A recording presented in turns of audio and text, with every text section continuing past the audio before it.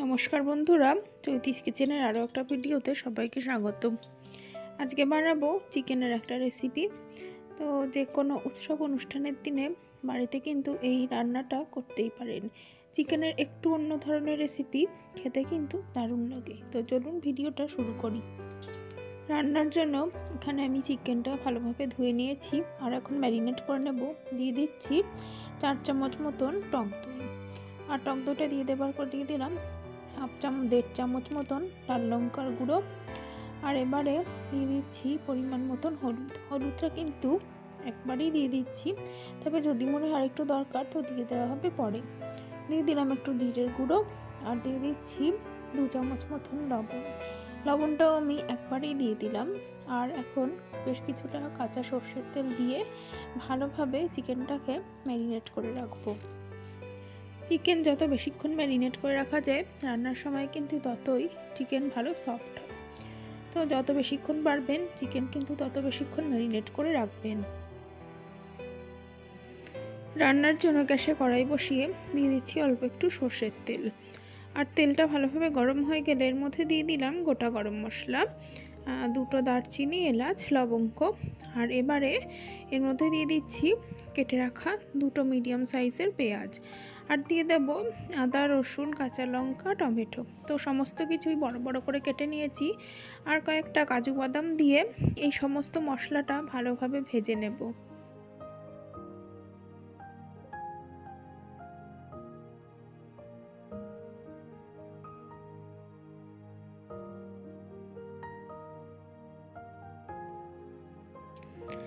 মশলাটা ভালোভাবে ভাজা ভাজা হয়ে গেছে, আর এখন অল্প একটু জল দিয়ে এই মশলাটাকে কিন্তু একটু সেদ্ধ করে নেব।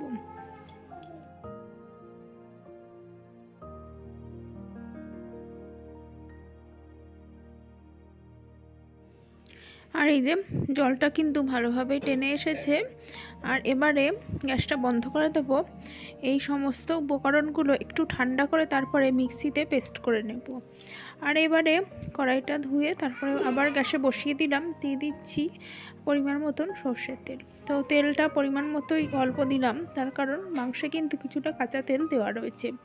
তো তেলটা গরম হয়ে যাওয়ার পর এখন ফোড়ন দিয়ে দিচ্ছি গোটা জিরে। ফোড়নটা রেডি হয়ে যাবার পর এখন ম্যারিনেট করে রাখা মাংসটা আমি দিয়ে দিচ্ছি। আর মাংসটা দেওয়ার সময় আমি কিন্তু গ্যাসের আঁচটা মিডিয়ামেই রেখেছি।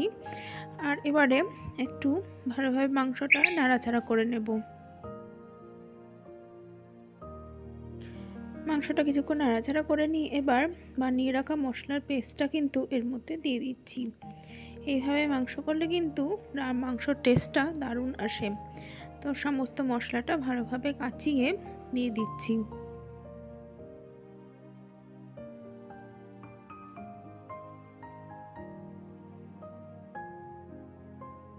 আর যেহেতু সমস্ত মশলা দেওয়াই রয়েছে সেই জন্য আর কিছু দিলাম না, আর শুধু দিয়ে দিলাম একটু কাশ্মীরি লঙ্কার গুঁড়ো সুন্দর একটা রঙের জন্য।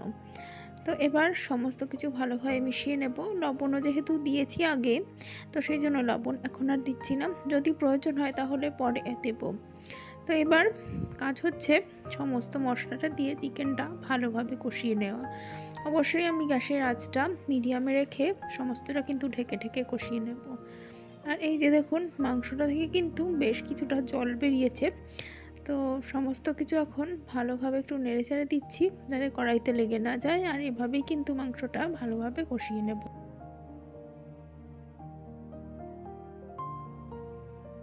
আর বেশ কিছুক্ষণ কষিয়ে নেবার পর মাংস থেকে কিন্তু তেলটা ছাড়তে শুরু করেছে, আর রঙটাও কিন্তু বদলাতে শুরু করেছে, সুন্দর একটা লাল রঙ আসতে শুরু করেছে।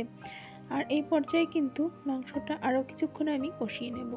আর এই রেসিপিটা কিন্তু ভাত, রুটি, ফ্রাইড রাইস যে কোনো কিছুর সাথে খেতে কিন্তু দারুণ লাগে। আর একটু অন্যরকম স্বাদেরও হয়। বাড়িতে কোনো গেস্ট আসলে অবশ্যই কিন্তু এই রেসিপিটা বানাতে পারেন, খুবই ভালো লাগবে খেতে। আর মাংস কিন্তু আমার কষানো প্রায় হয়েই এসেছে, খুব সুন্দর একটা রঙ এসেছে। এই সময় আমি দিয়ে দিচ্ছি একটু কসুরি মেথি। তো কসুরি মেথিটা দিলে কিন্তু খুব সুন্দর একটা গন্ধ আসে। তো দিয়ে এবার ভালোভাবে মিশিয়ে নেব।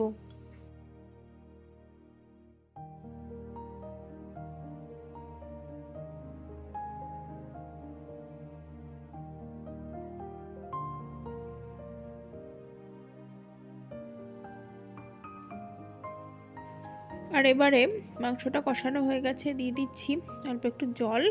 আর যে যতটা ঝোল রাখতে চান সেই অনুযায়ী দেবেন, তবে আমি বলবো খুব বেশি ঝোলের কিন্তু দরকার নেই এই রেসিপিটায়।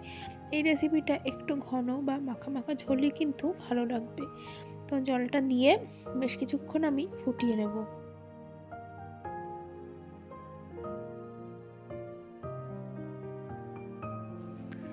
আর এদিকে ঝোলটা কিন্তু ফুটে ঘন হয়ে গেছে।